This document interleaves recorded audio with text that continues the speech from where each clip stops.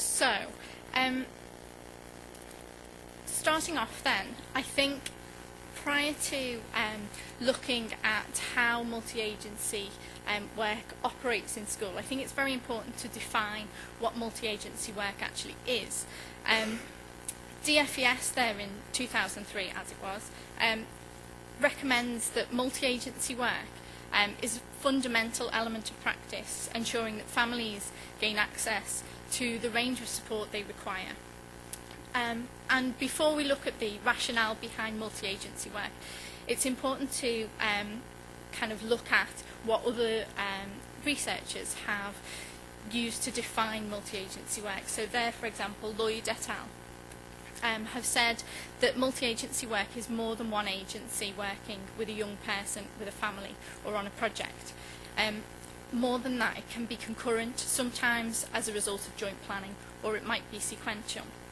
This is very different to interagency work, which is defined there as when more than one agency works together in a planned and more formal way. It's quite an important distinction, as schools, for example, are both an agency themselves and a place in which a range of different agencies operate. And as a result, most agencies work in both ways, multi-agency and interagency.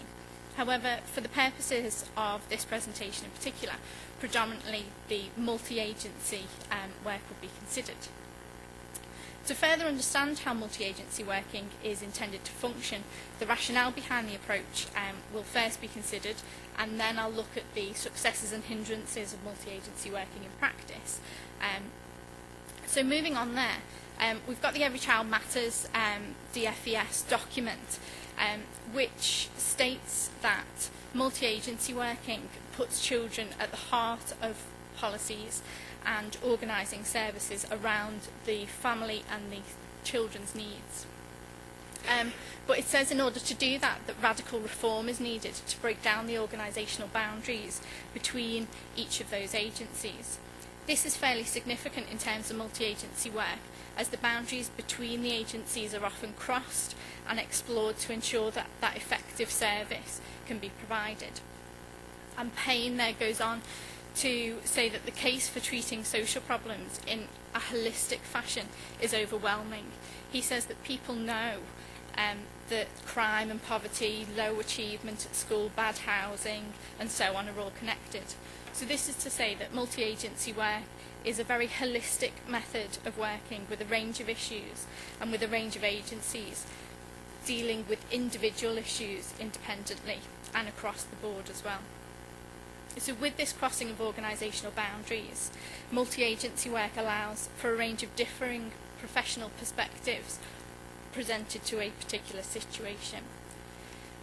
Despite this very clear and persuasive rationale, when reading some of the literature discussing multi-agency working practices, it's quite notable that there's a range of terminology out there which continues to be used interchangeably. So phrases such as multi-agency work, multidisciplinary, integrated services and interagency are very often used interchangeably. So for example, in the first 3 pages of the Every Child Matters document, each of those phrases are used.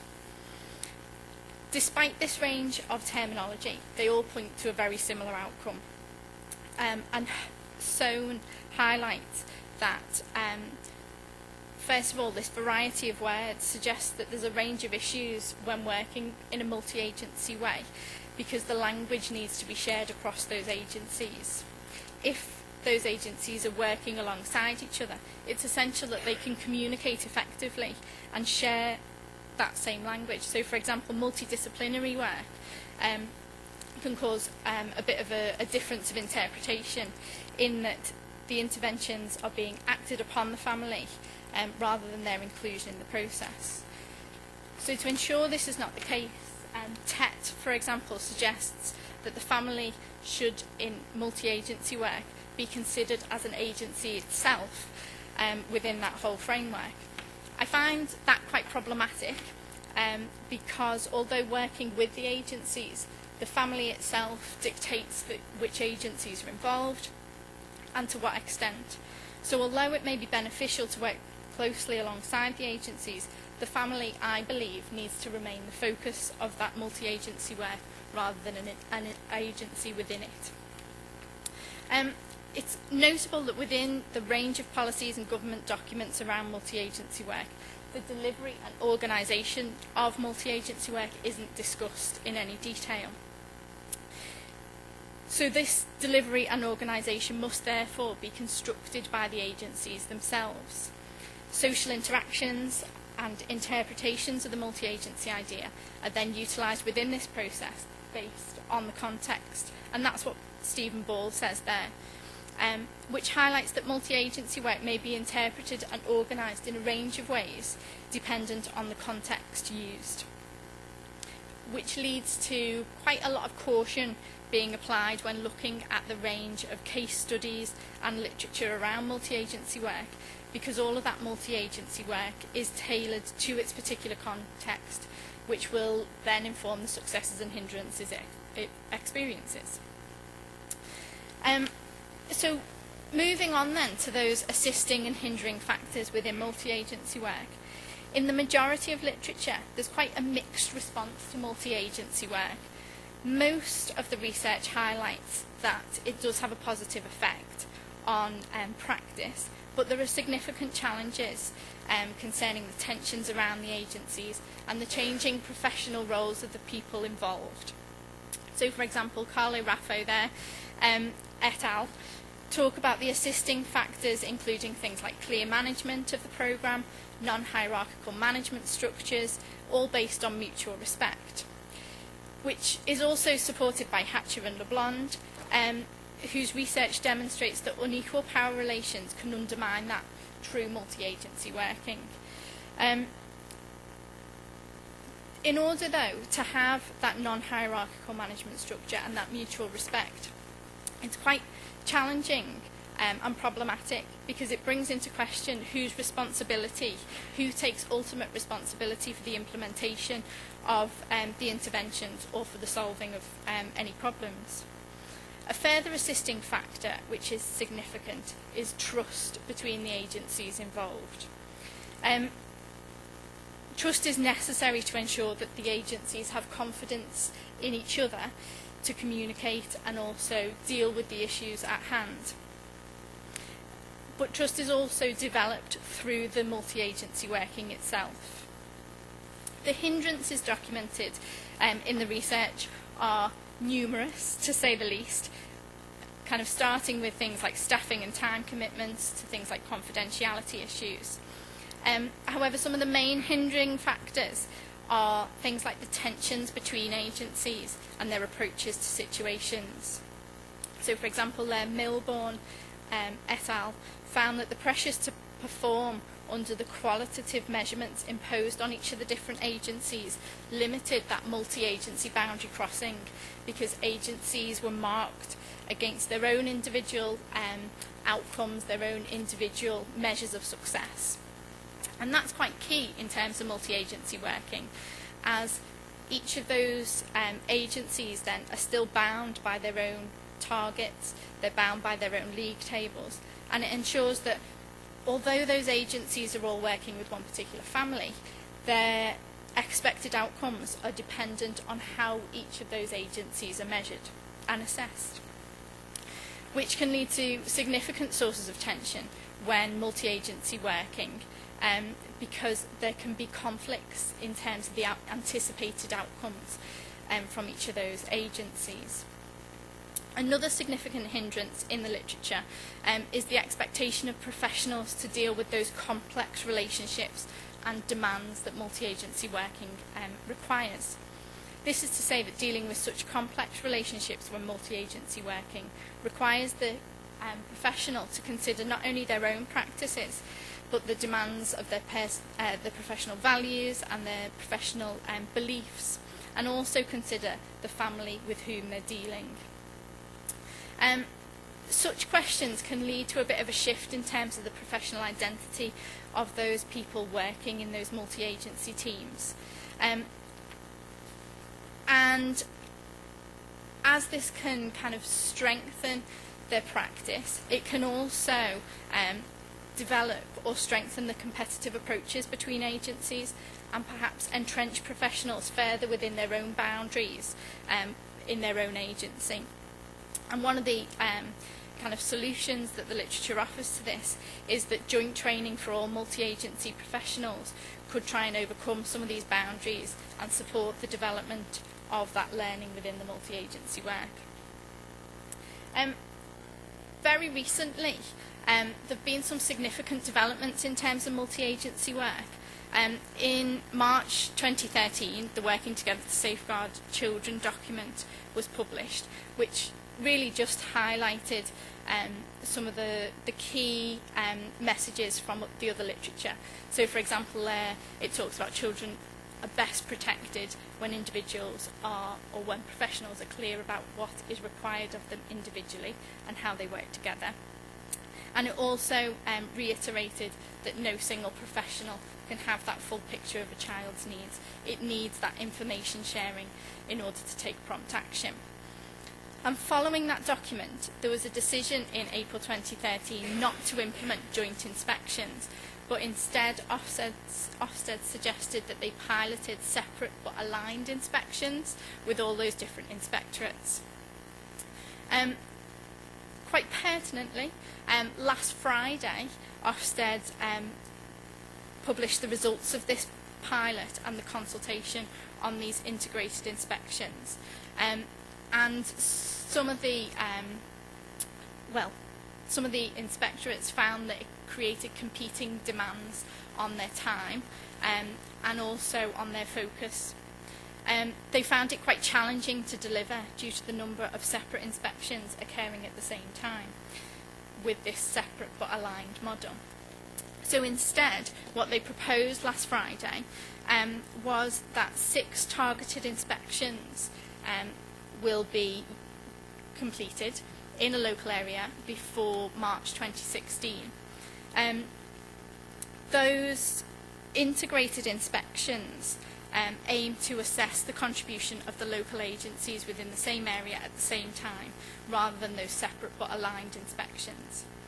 And they believe that that will add to the public debate, support improvement, and most importantly, have a positive impact on the experiences of children and young people.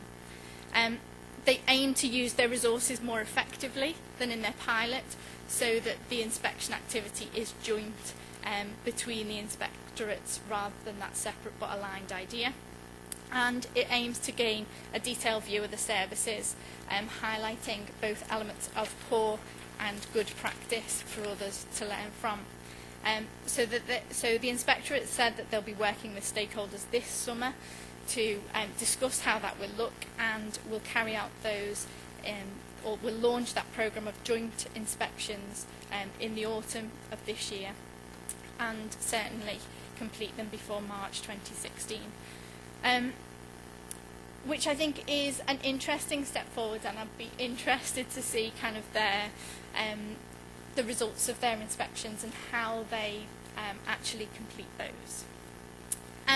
So in terms of my own research in this area, it was a couple of years ago now that I was working in my own professional practice as a Key Stage 1 teacher in a primary school in Manchester, located in an area of quite significant deprivation. The school was located in an area which it was quite oftenly said was in the lowest 3% of deprivation areas in the country, according to the indices of multiple deprivation, and there were a number of families with young parents. The school, quite interestingly, was co-located on a site with a Sure Start Centre, and as a result of this, in my own professional practice, I worked quite closely with the Sure Start Centre, with families who access that Sure Start Centre, and a wide range of agencies on a daily basis, which prompted my interest really in multi-agency work and how both the Sure Start Centre, the school, and a range of other agencies try and work together to achieve positive outcomes for the families they worked with. So the study I did aimed to address that research question there then.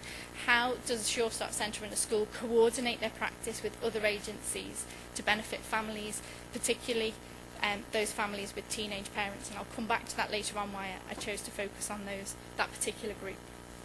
So the research was a case study investigating that particular Sure Start Centre and that particular school, and how they worked with a case study family. And in doing that, I wanted to look at what impact that coordinated working had in terms of the Sure Start and the school's practices, but also the impact on the family as well. Within that, the local dimensions of practice were also looked at in light of kind of some of the theories around multi-agency work, and the impact that the Sure Start Centre had and the school had on that case family and their experience. I suppose I aimed to investigate and illuminate some of the existing literature in the field of multi-agency work, and I didn't particularly want to look at the a longitudinal study looking at the long-term effects, or a broad range of impacts on different groups. It was quite a focused study. So this was kind of my starting point, the current literature. And for those people who aren't very familiar with Sure Start, it was set up as part of the Labour government's Comprehensive Spending Review in 1998, and it was very much based on the American Head Start and Early Head Start initiatives, which had been running in America for quite some time and aimed to improve educational provision in preschool American children. And the aim when Sure Start was set up there was to enhance the life chances of young children growing up particularly in disadvantaged neighbourhoods. And they aim to do this by providing some joined up thinking in terms of the local services and the local agencies, and ensure that the families accessing those services could build their social capital. This is all kind of based fundamentally on the belief that preschool experience and social capital has a direct impact on the experience and achievement of children later on. And the approach promoted by Sure Start is very much a holistic approach to dealing with families, recognising some of those key relationships between things like poverty, family circumstance, health, social developments and educational development. Some of the current literature suggests that preschool experience has significant benefits to children.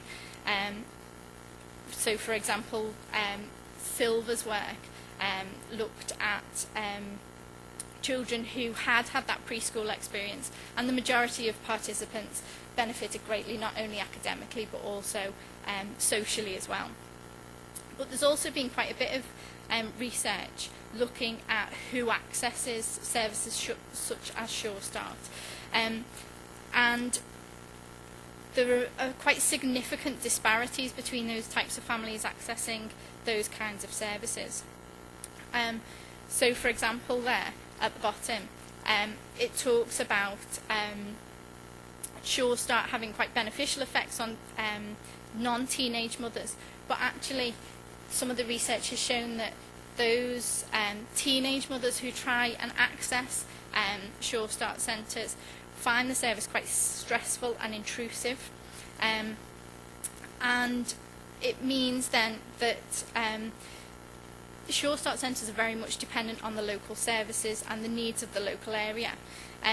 So if the kind of local area is made up very much of those young families, how do they access that service, and how do the service themselves ensure that it's not stressful and intrusive for those people? Because of that, there's quite a vast variation in terms of the services and programmes provided by agencies such as Sure Start, which means that some of the literature and some of the reviews of it means that they're quite specific in terms of their evaluations, because the services are dependent on the people accessing them. More generally then, Sure Start centres and those people who have been teachers, particularly early years or Key Stage 1 teachers, recognise that early intervention in children's lives can significantly improve their life chances, can counteract some of that social disadvantage. So studies such as the Parr preschool study and the EPI study there, the effective provision of preschool education, look at that early intervention and look at the improved school outcomes, the decreased crime levels, improved employment, and that sort of thing later on. There are a number of studies which suggest that children involved in Sure Start centres gain academically and socially as part of their participation, and that's one of the things that I wanted to try and look at and see if that translates into practice as well. So in order to do that, and in order to understand the complex dynamics of Sure Start centres and schools working together, the theories behind the practices in multi-agency work needed to be investigated. So in order to do this, I looked at activity theory as one of the underlying kind of ideas in order to comprehend it. And I'm not sure how familiar some people are with activity theory, but first generation activity theory centres on the idea of mediation on a triangular model of subject, object and mediating artefact, which suggests that an individual can't be understood without its cultural context. This was then developed into second generation activity theory, which expands that to a group practice and says that it's a collective process with actions as goal-oriented processes of individual subjects and operations as psychic functions conditioned by the prevailing conditions and available tools. So that's to say that the object of the activity gives action direction, and it's a shared process dependent on the interaction and communication happening within it. I think some of the problems with this work was that the object is always a given, and Engstrom overcame this by developing an activity system model where the object and the activity are open to change and interpretation by the participants. This model gives scope to explore the potential for change within learning and a transformation of the object through the influences of the context. So Edwards and Fox, for example, use this very model in their evaluation of the Children's Fund, which is quite similar to Sure Start because it develops that multi-agency work and early intervention for children at risk of social exclusion. They use this model to attempt to understand how knowledge is generated, used and regulated within the initiative. And it raises several pertinent points: the importance of context, the interpretation of the object, and also the horizontal learning between organisations as well. Such working with organisations, that horizontal learning, is perhaps the most fundamental to multi-agency work, and ensured in the Children's Fund evaluation that common themes were uncovered between those agencies and models of good practice were developed. And this horizontal learning suggests that kind of a third generation activity theory might be more appropriate when trying to understand multi-agency working itself. So what it says here is that when more than one activity system is working on a particular object, or in this case a particular family, they possess a range of different tools, possess a range of different ways of communicating and rules which impact on the object and have a different interpretation of the object itself. This model then provides opportunity for tension between how the two activity systems perceive the object, perceive the family in this kind of idea. But it's also a rich opportunity for development to discuss the priorities that each of the agencies has. But if that object is transformed, the impact of that requires consideration, as the initial object has been reviewed in some way, and there needs to be some justification for that transformation as well. So to do this, the relationships within the activity systems are of most significance, and the interactions between the participants there. in reality, individuals really move in and out of each of these activity systems, and the result is that new practices are formed through those boundary crossings across those activity systems. So, for example, within schools and Sure Start centres, this could be observed by considering the relationships that are continually altering between the professionals. I think perhaps something that we need to bear in mind as teacher educators is that those professional identities, when individuals cross those boundaries, might become blurred and might require some recognition and some reinterpretation. So activity theory then provides scope for the subject, object and mediating tools to be reflected on and developed rather than being already defined. And so this model then was used to inform how multi-agency work is organised, how it operates and how it develops as well. So for the study itself, I interviewed a range of professionals within the school and the Sure Start Centre, as well as this case study family. And the centre itself, Sure Start Centre, operates a range of interventions such as adult learning courses, mother and baby courses, home visits, things like that. And the centre also employed an outreach worker who worked across the school and Sure Start Centre in order to work with schools to bridge that gap. The school was a two-form entry school, and the teachers interviewed had a wide range of experience, so from the SENCO, the head, deputy head, and also to recently qualified teachers. Those interviews then were thematically analysed, and a range of themes came out of those. So first of all, communication then was perhaps one of the most significant themes. As the Sure Start Centre was on the same site as the school, most of the discussion around communication focused on the proximity of the professionals to each other and the benefits of that. So, for example, there under convenience, we've got the Sure Start Centre is so close, I just walk across and pass on the information. It's easy and you just see the person around. And these informal relationships suggest that informal discussions occur, knowledge is continually being reflected on and shared kind of in a landscape of practice, if you like. However, some of the comments highlight that although this informal communication is useful, there was a feeling that the informality wasn't always as reliable as they would wish.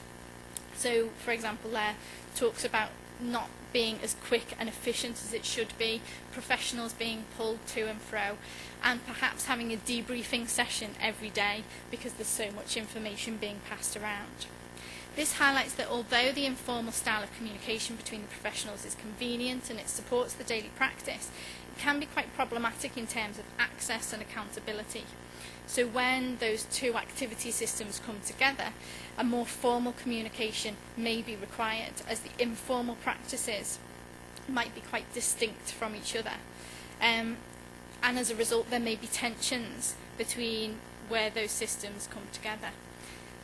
That suggestion for how to overcome this, a debriefing session every day, would perhaps deal with the issue regarding access to communication, but it's quite problematic in practical terms because the accountability of the professionals meeting would be questioned, whose responsibility it is to have access to that information and so on. Another issue that was raised around communication between the agencies was the common language. There was quite a definite sense of ours and theirs with regard to the language of a range of agencies in relation to the school. So, for example, that's the Sure Start manager talking there, who says they have their own language. Even though we speak the same language, I didn't know things like NQTs. I didn't know some of the things that were said as very commonplace, so your assessments, we had to have all those explained to us. That then suggests that although the two agencies work together very closely and very often, they still view themselves as completely separate entities with their own individual languages. This reinforces, and going back to that activity theory idea, the object 3. Because although there are significant differences in terms of the tools, language and systems within the activity systems themselves, Where they come together in that Object 3 is where development can occur. So later on, the Sure Start manager talks about being able to share some of that information. So parental involvement has started to rub off on members of the school. And people will now come and say, will you be able to do that because you're better at that?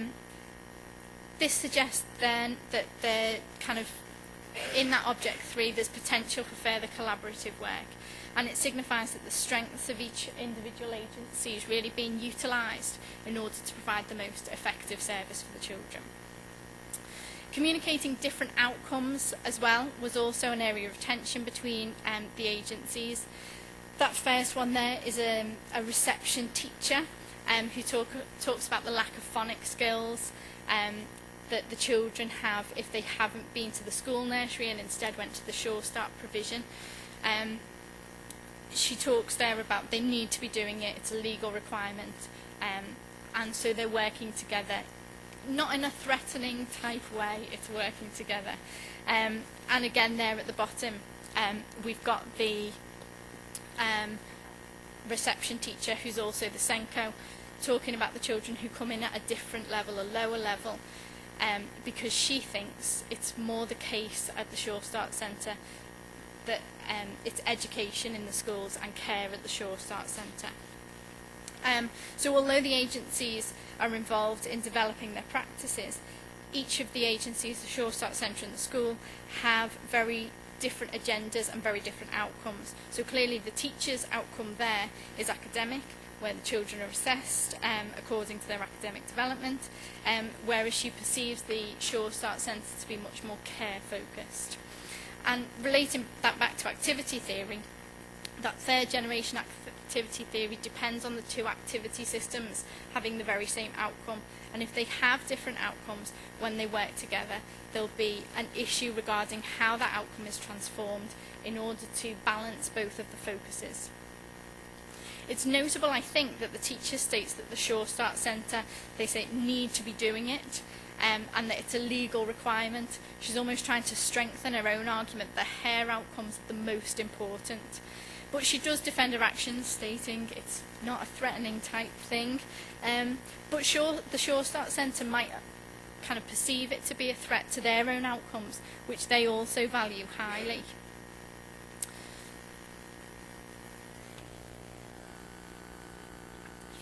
In terms of the communication with the case family then, the communication between the family and the Sure Start Centre, as well as other agencies, very much work to positive effect. So there it's the mother of the case family talking about what she kind of perceives the role of the whole homeschool liaison officer to be. So she can ask the homeschool liaison officer, she can get the information she needs, and she finds out about different services that she didn't previously know about. It suggests that there's a link between the professionals being observed by Sure Start participants and the way in which each of those communities, if you like, are effectively communicating, impacting positively on the family. So, like there, it says about being referred to another service has been the most suitable way of dealing with that issue. The family seem to be quite confident in their communications with both of the agency and value them highly, linking back to that trust and being able to support them. But the family also highlighted the way in which multi-agency communication between the professionals and the family can be fairly fragile as well. She talks down there at the bottom about some of the difficulties she had when her mum passed away, and the child's attendance was quite poor. There was a nursery nurse in the Sure Start Centre who mentioned social services, and she said that was the worst thing she could have said to me. She was quite abusive, and she regrets that. I think that just that mention of social services jeopardised the communication between the family and the Sure Start Centre, as the perception around some of those words to the family was very different from what perhaps the Sure Start practitioner meant. And that links back to that kind of shared and common language, not only between the agencies but also with the family as well. There was quite significant issues around engagement. So three kind of prominent dilemmas there. Major dilemma when discussing engagement was that the parents who do participate are the ones who have the ones who do participate are the ones with least need, and the ones who don't choose to participate perhaps have the most need. And that aligns well with quite developed arguments by people like Raffo, who suggests that particular groups are better placed to make use of the resources provided by multi-agency teams. So, for example, that top one there, the people who don't come to the meetings tend to be those harder to reach parents. One interviewee also suggested that parents are unlearned, which exposes her ideas of those middle-class values, which are something to be aspired to, that perhaps that case study family don't have. I suppose we need to problematise those middle-class values that are being suggested there. Second dilemma facing engagement was also the desire to participate, but the fear of being judged. Says that I think some parents feel that they're on show, and they might not necessarily have that self-confidence when talking to those range of professionals. And then the final one there is around professionals wanting to support families. However, the family is actually not wanting that support. There was a feeling around some families who didn't want to participate for some unknown reasons. And I suppose the emphasis in those statements, like the one at the bottom there, is on the families themselves. They don't want to be contacted, they don't allow you to inform them. And perhaps it would be better placed considering the reasons why they don't want to participate in that multi-agency work in order to inform the next steps. And then finally, the last kind of theme was around impact.